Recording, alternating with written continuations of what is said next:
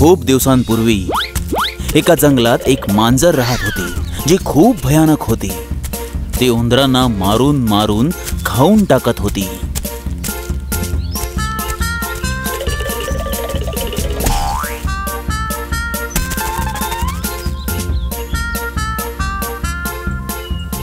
अरे दादा, मला मारू नकोस.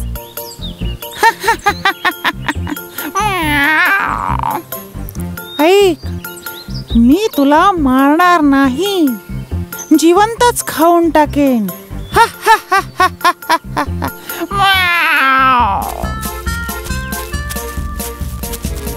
काही काळानंतर मांजर म्हातारी झाली होती.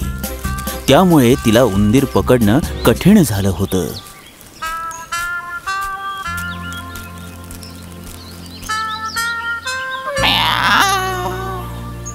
असंच राहिलं तर मी भुकेने मरून जाईन.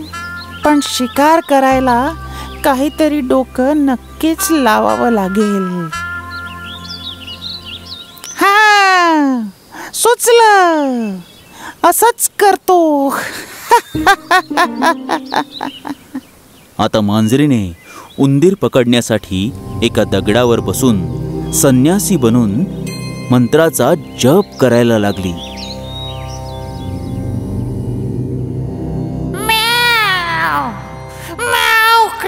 जंगलाय नमः. हा आवाज कुठून येतोय?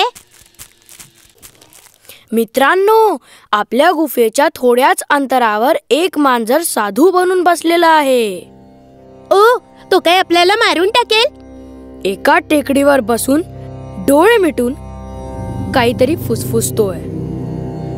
तर मग आपल्याला त्या संन्याशी मांजरीकडे लक्ष ठेवावं लागेल. तेव्हा सर्व उंदीर बिळाच्या बाहेर निघून संन्यासी बनून बसलेल्या मांजरीला बघायला गेले.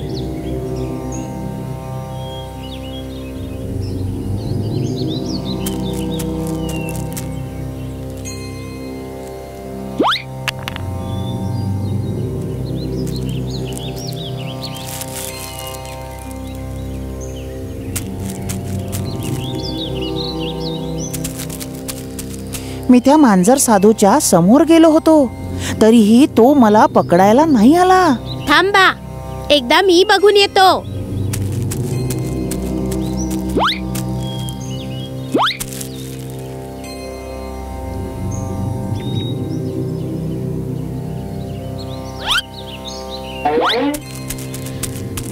मी त्याला बघितलं आणि हात लावला, तरी पण त्याने मला काहीच नाही केलं.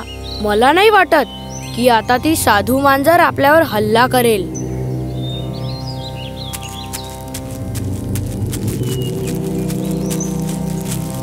म्याव क्रीम जंगलाय नमः. म्याव क्रीम जंगलाय नमः.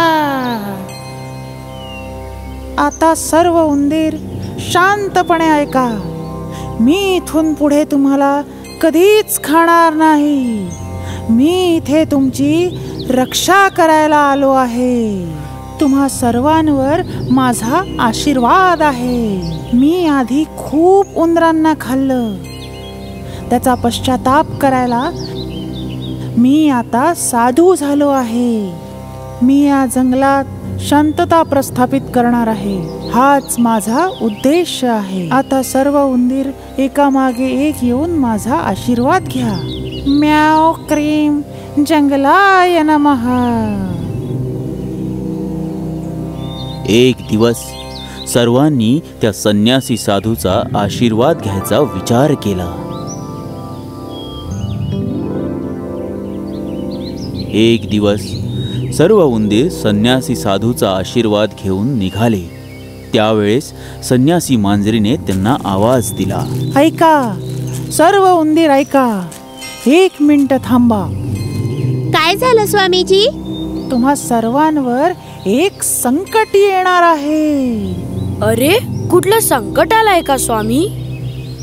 पूर्वेच्या डोंगराकडून सगळ्यांवर एक संकट येणार आहे असं मला दिसतंय. स्वामीजी, आम्ही काय करायला हवं? अरे, घाबरू नका. संकट टाळायसाठी फक्त काहीतरी खायला द्यायचंय. काय पूजा करायची? अरे नाही नाही, एक पूजा करायची आहे. तुम्ही एक एक करून माझ्या आश्रमात या फक्त. त्यानंतर तुम्हाला कोणालाही घाबरायची गरज नाहीये, समजलं?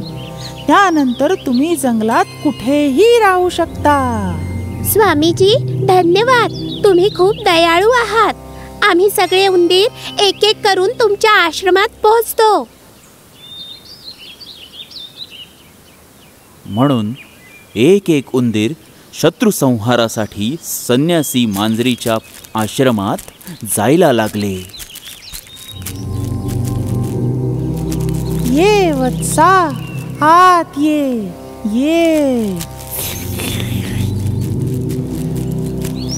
खूप वेळानंतर जेव्हा उंदीर बाहेर आला नाही तेव्हा बाकी उंदरांना शंका यायला लागली आणि ते बोलू लागले. पूजेत जाणारे उंदीर अजून वापस नाही आले. कुठे स्वामीजींनी काही केलं तर नाही? अरे, वाटतं पूजा अजून संपली नसेल. तर मग स्वामीजींच्या आश्रमात आपण स्वतःच जाऊन पाहू. मग सर्व उंदीर संन्यासी मांजरीला भेटायला तिच्या आश्रमात जायला तयार झाले. म्याव क्रीम जंगलाय नमः. म्याव क्रीम जंगलाय नमः.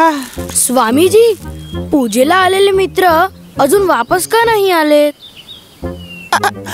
आश्रमात येणारे सर्व उंदीर शत्रूच्या संहारासाठी पूजेत लागलेले आहेत. ते लवकरच परत येऊन जातील. तुम्हाला सर्वांना घाबरायची गरज नाही. ऐका मित्रांनो, नक्की काहीतरी गडबड आहे. आपल्याला याचा शोध घ्यावा लागेल. मग त्या तिन्ही उंदरांनी मिळून संन्यासी मांजरीच्या आश्रमात बीळ बनवायला सुरुवात केली.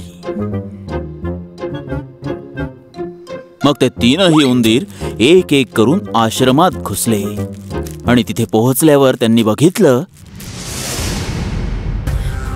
अरे नाही, हे तर आपले मित्र आहेत. आमच्या सोबत मांजर साधूनी धोका केला. मांजर साधूनी आपल्या मित्रांना मारून टाकलं.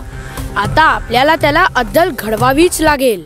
संन्यासी मांजरीला धडा शिकवायला उंदरांनी एक निर्णय घेतला आणि तिला धडा शिकवायला एक योजना बनवली. दुसऱ्या दिवशी 2 उंदीर मिळून संन्यासी मांजरीच्या आश्रमात आले. स्वामीजी, आम्ही आमच्या मुलांना पूजेकरता तुमच्याकडे सोपवायला आलोय. तुम्हाला या पोरांसाठी पूजा करावी लागेल स्वामीजी. माझ्या चांगल्या वेळेत तुम्ही यांनाही सोबत घेऊन इच्छिता. कोणाची वेळ? अरे माझा नाही, तुम्हा सर्वांची चांगली वेळ. माझी थोडी जीभ घसरली होती.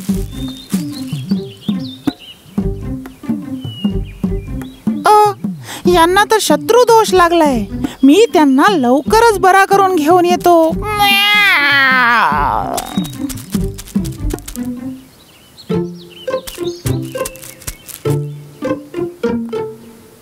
उंदराची पूजा करण्यासाठी आत गेलेली संन्यासी मांजर थोड्याच वेळात बाहेर आली.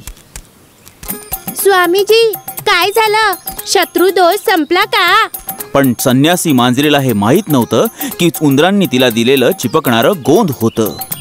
मांजर मांजर मांजर मांजर संन्यासी मांजर. मांजर मांजर मांजर मांजर संन्यासी मांजर.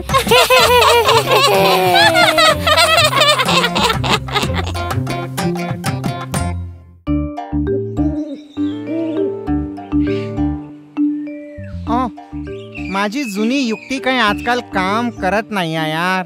गेले ते दिवस जेव्हा मला चांगले ससे आणि हरिण मिळायचे. हा, सोन्याचे दिवस होते ते माझे. हा,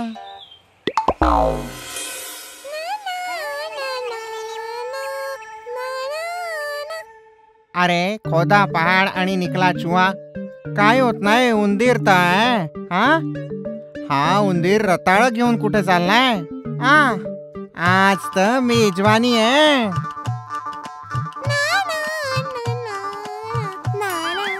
थांब तिथे. कोण आहे तू? मी तुला इथे आसपास कधीच नाही पाहिला.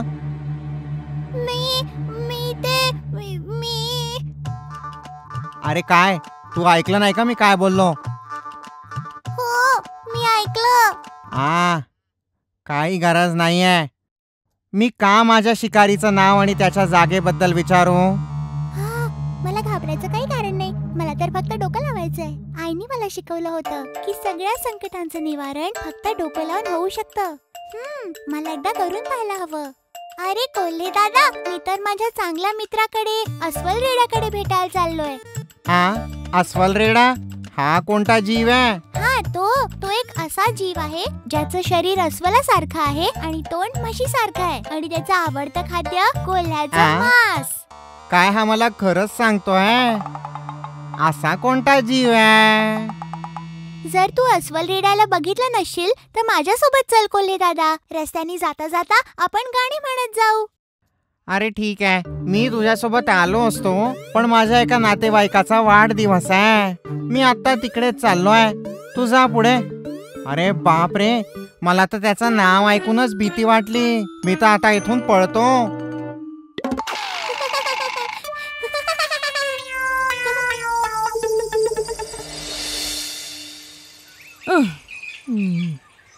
किती वेळ झाला मी असाच बसलोय. कमीत कमी एक ससा तरी इथून जायला पाहिजे. भूक लागलीये. इथे बसून काही नाही होणार. निघतो मी इथून. एक उंदीर पुरेल मला.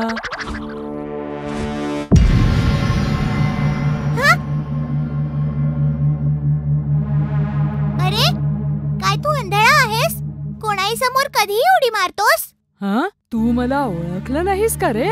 तसं तर सगळे लहान प्राणी मला बघून घाबरतात. अच्छा, पण मी तर तुला हुशार, चांगले कपडे घातलेला एक तरुण मुलगा समजत होतो. छे, असं तर नव्हतो बोललो मी. तर मग जसं काही तुला कळलंच नाही. हा तर खूपच मूर्ख दिसतो. जर मी सतर्क राहिलो तर मी याच्या तावडीतनं सुटू शकतो. हो ठीक आहे. तुम्ही कोणीतरी चांगल्या व्यक्ती आहात. तुम्हाला काय हवं? मला तुला खायचंय. मी तर माझ्या चांगला मित्र अस्वल रेड्याला भेटायला चाललोय. अस्वल रेडा? हो, अस्वलासारखं शरीर आणि रेड्यासारखं तोंड आणि पक्षी त्याचं आवडतं खाद्य आहे. तू पण माझ्या सोबत चल. रस्त्याने जाता जाता आपण खूप सारे गाणे म्हणूया. माझा मित्र तुला पाहून खूप खुश होईल. चल. अरे मित्रा, मला जरा बरं नाही वाटत आहे. ताप आणि खोकल्यासारखं वाटतंय. तू जा, मला नाही यायचं. मूर्ख, इकडले सगळे लोक मी जे काही बोलतो त्यावर सहज विश्वास ठेवतात.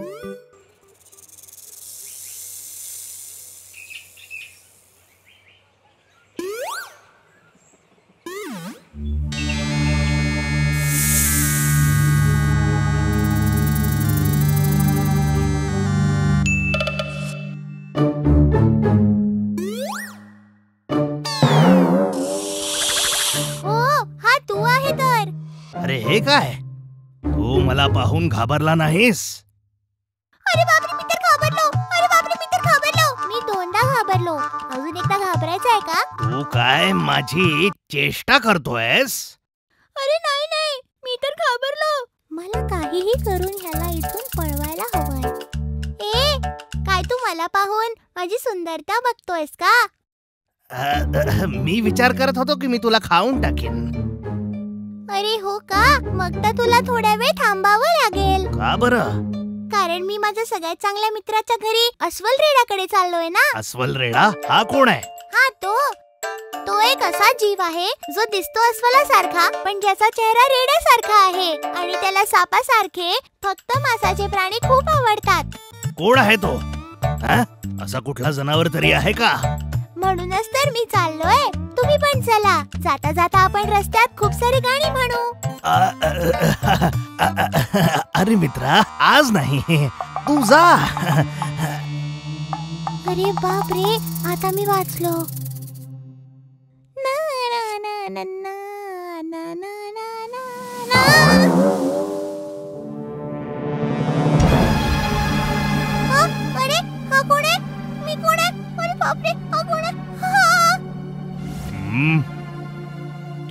एक उंदीर आहेस ना? मला काही करून माझा जीव वाचवून इथून पळावं लागेल. जे मी विचारतोय तू ऐकलं नाहीस? हो, मी एक उंदीर आहे. तुम्हाला काय हवंय? काय बोललास तू? आजपर्यंत कोणीही माझा अपमान केला नाही. तू असं म्हणू शकतोय कारण तू आतापर्यंत कोणा शक्तिमानचा सामना नाही केलाय. अच्छा, असं आहे तर. अरे काय नाही काय नाही, थांब तू जरा. तुला काय वाटतं मी कोण आहे? ह्या जंगलातले सगळे प्राणी मला बघताच घाबरून जातात. खोटं नको बोलू, आधी सिद्ध करून दाखव. बरं, ये माझ्या मागे जरा. मी तुला सांगतो की मी कोण आहे ते. तू म्हणतोच आहेस तर मी बघून घेतो.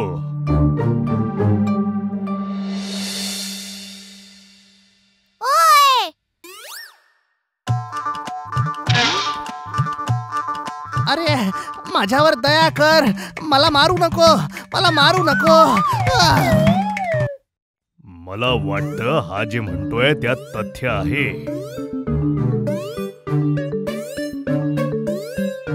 अरे ए! तो खरं बोलत होता. हा काही असा तसा जनावर दिसत नाही. अरे हा तर तोच अस्वल रेडा आहे ज्याबद्दल उंदीर सांगत होता.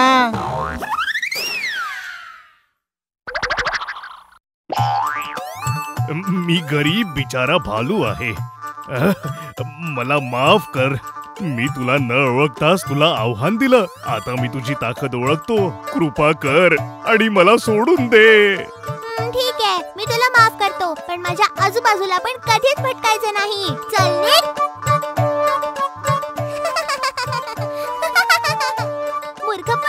मूर्ख पळाला आणि माझा जीव वाचला.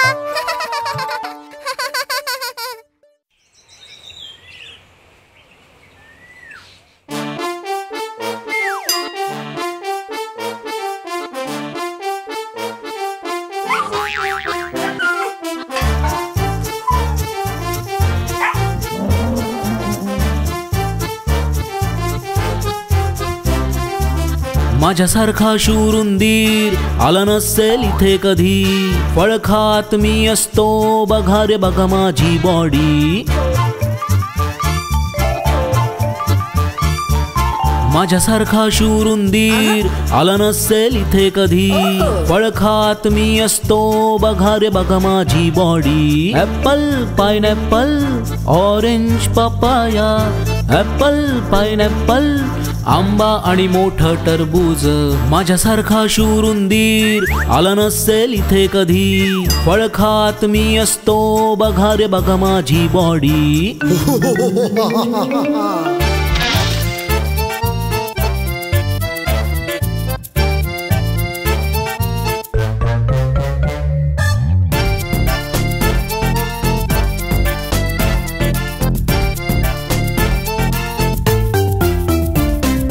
जरा खाऊन बघा पप्पाया, थोडं खाऊन बघा ऑरेंज. चाखा जरा हे टरबूज, पेरू खाऊ घालू का? जरा खाऊन बघा पप्पाया, थोडं खाऊन बघा ऑरेंज. चाखा जरा हे टरबूज, पेरू खाऊ घालू का? माझ्यासारखा शूर उंदीर आला नसेल इथे कधी. फळ खात मी राहतो, बघा रे सगळे माझी बॉडी.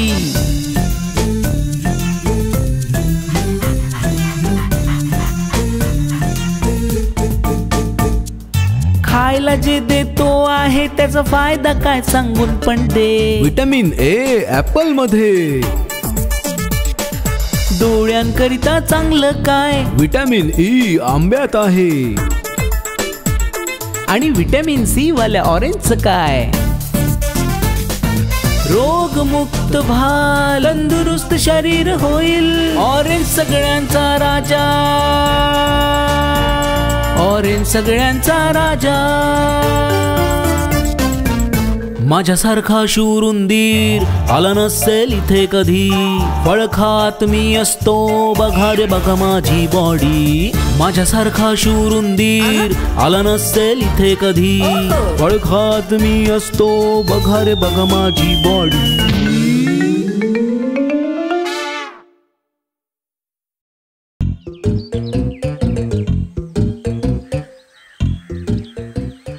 इथे इथेच तर भालू दादाच्या मधाचा साठा आहे. आज तर मी त्याला चोरणार. पण तो भालू अजून इथेच आहे. काहीही असो, सगळ्या गोष्टी व्यवस्थित पाहायला हव्या. आज पोटभर मध मिळालं. बाकी सांभाळून ठेवतो, पुढे वापरता येईल. माझ्या मधाचा खजाना कोणालाच ठाऊक नाही.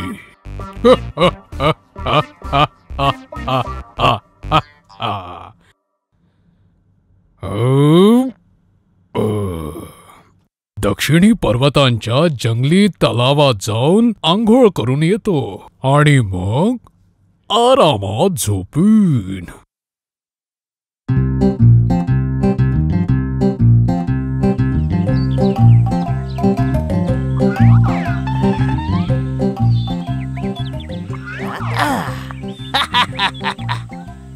अजून काही वेळ थांबलो तर गडबड होऊन जाईल.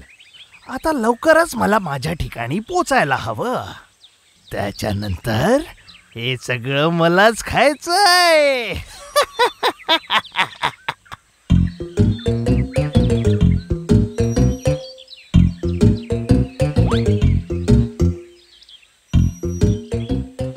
काहीही असो, आजचा दिवस खूप चांगला होता. तसही चोरी केल्यानंतर एकही दिवस मी रिकाम्या हाती परत आलो नाही. बापरे, जेवण साठवून ठेवण्यात काहीही अर्थ नाही. बावळटपणा आहे. त्याला चोरी करून खाण्यातच हुशारी आहे.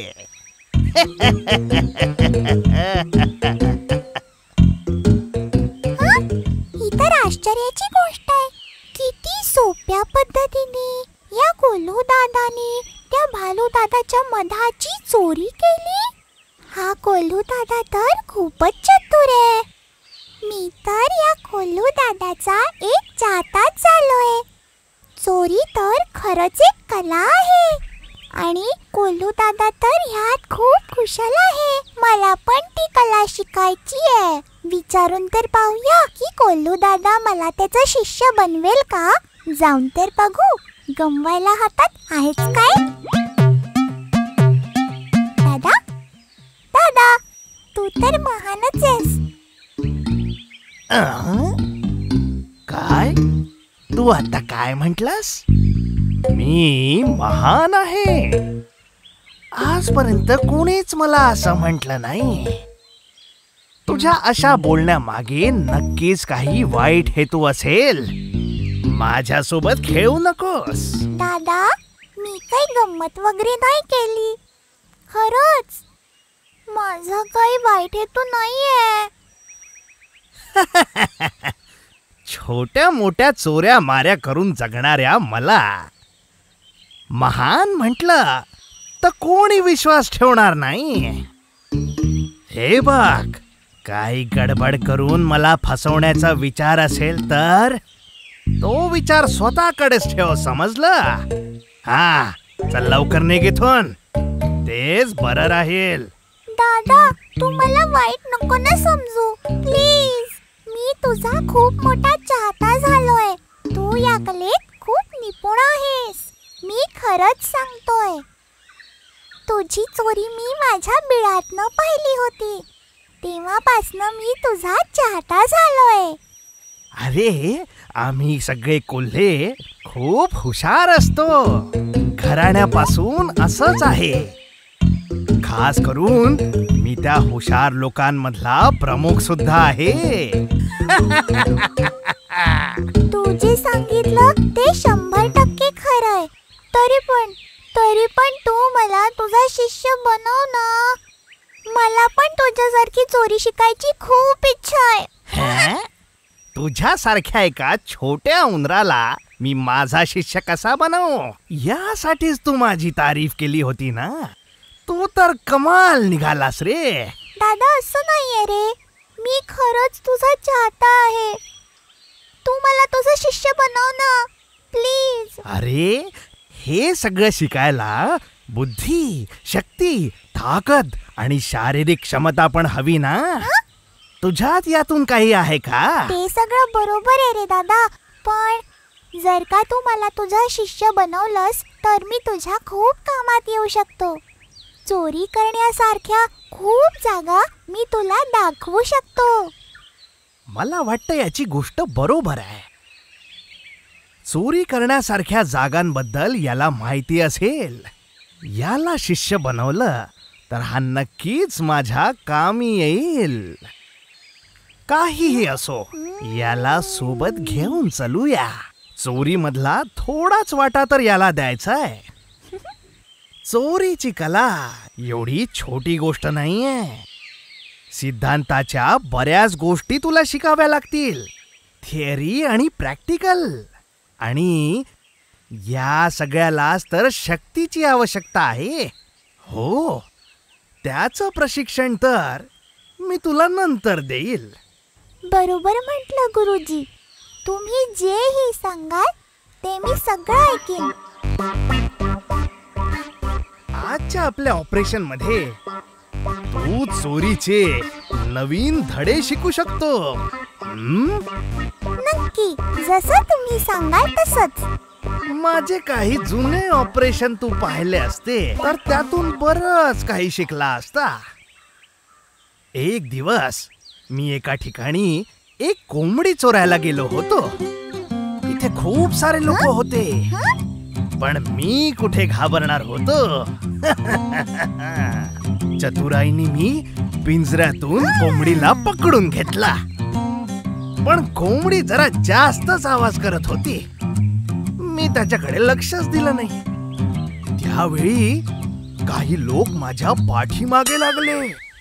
कोण लोक? मार पडला का तुला? नाही नाही नाही, असं काही झालं नाही. कोंबड्याच मागे लागल्या होत्या. ओही मा, बापरे, वाचवा वाचवा, मला नका मारू. ते एक चांगलं ऑपरेशन होतं. एक कोंबडी पकडण्या मागे मला खूप काही मिळालं. काय मिळालं? मार? नाही नाही नाही, कोंबड्या. ते सगळं आठवून आजही डोळ्यात पाणी येतं. डोळ्यात ना? डोळ्यातून नाही रे, तोंडाला. त्याच्या चवीने. वा, तू तर खूपच सराईत आहेस रे. आता ही काय सांगायची गोष्ट आहे. आता लवकर चल, आपण त्या सिंहाच्या गुहेत जाऊन सगळं मांस चोरून घेऊ. सगळे सिंह आंघोळ करायला गेलेत. रेडी? 1, 2, 3.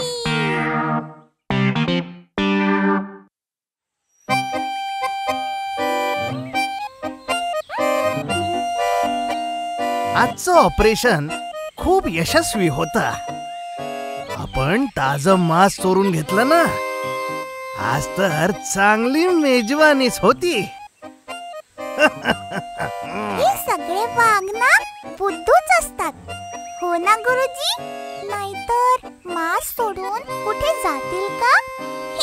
मूर्ख लोक गाढवासारखे काम करतील. माझ्यासारखे बुद्धिमान लोक बिना मेहनतीचंच आयुष्य जगतात. बरोबर आहे गुरुजी. बुद्धिमान लोक भाग्यवान असतात, कारण ही धरती फक्त त्यांच्यासाठीच आहे.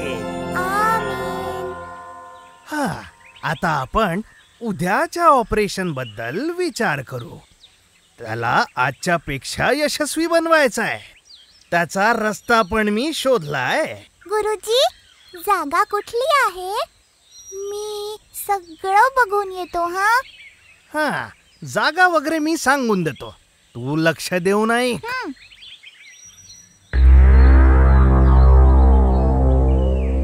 त्या धूर्त कोल्ह्यामुळे जगणं अवघड झालंय. आमच्या गुफेत घुसून तो आमचं जेवण चोरतोय. लपवून ठेवलं तरी चोरून घेऊन जातो. बरोबर आहे, माझ्या गुफेतून कितीदा त्यांनी चोरी केली आहे. त्याला धडा नाही शिकवला तर आपलं जगणं अवघड होऊन जाईल. काही दिवसांपूर्वी तो माझ्या शेपटीला गाठ बांधून माझी सगळी फळं घेऊन गेला. मी तर काहीच करू शकलो नाही. मला पण त्यांनी खूप त्रास दिला होता. आपण सगळे जाऊन ना ह्याची तक्रार सिंहराजाकडे करूया. तो आपल्याला मदत करेल.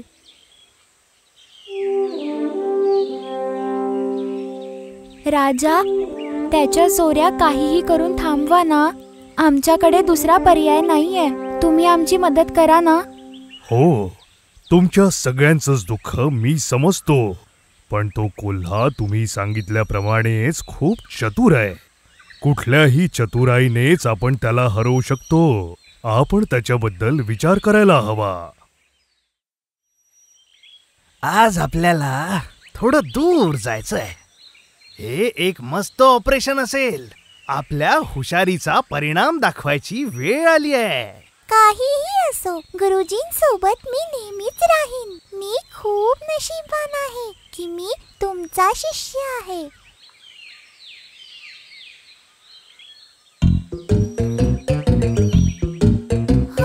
खूप वेळापासून आपण फक्त चालतोय गुरुजी.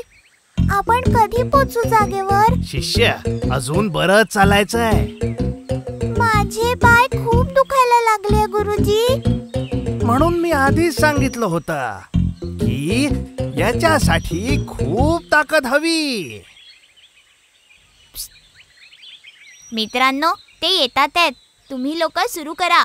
दादा, आपल्या सिंहराजाच्या गुफेत खूप सारं मांस, धान्य आणि फळं आहेत. तर मग सिंहराजा तिकडे नाही आहेत का? नाही, तो तर तिकडल्या जंगलात शिकार करायला गेलाय. 2 दिवसांनंतर परत येणार आहे. आता जे पण असेल, आज माझं पोट भरलेलं आहे. आज एक मस्त मेजवानी होती. माझंही तसंच काहीसं आहे दादा.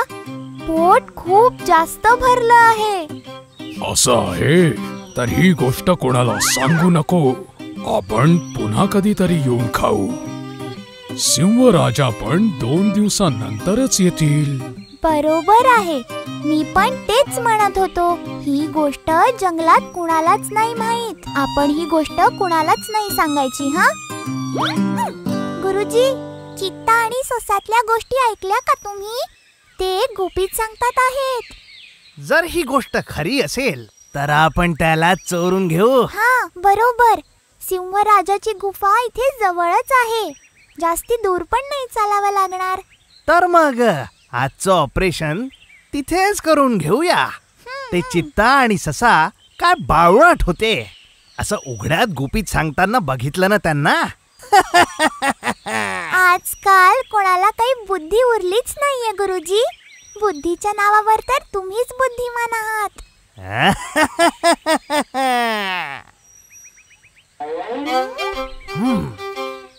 तू बाहेर पहारा दे. मी आज जाऊन ऑपरेशन सुरू करतो. बरं गुरुजी, मी बाहेर थांबतो. अरे तुझ्या तर आता सोडा सोडा मला. बापरे, हा तर गुरुजींचा आवाज आहे. काही संकट तर आलं नसेल ना? आज जाऊन बघून येऊ का? नाही नाही, नको नको.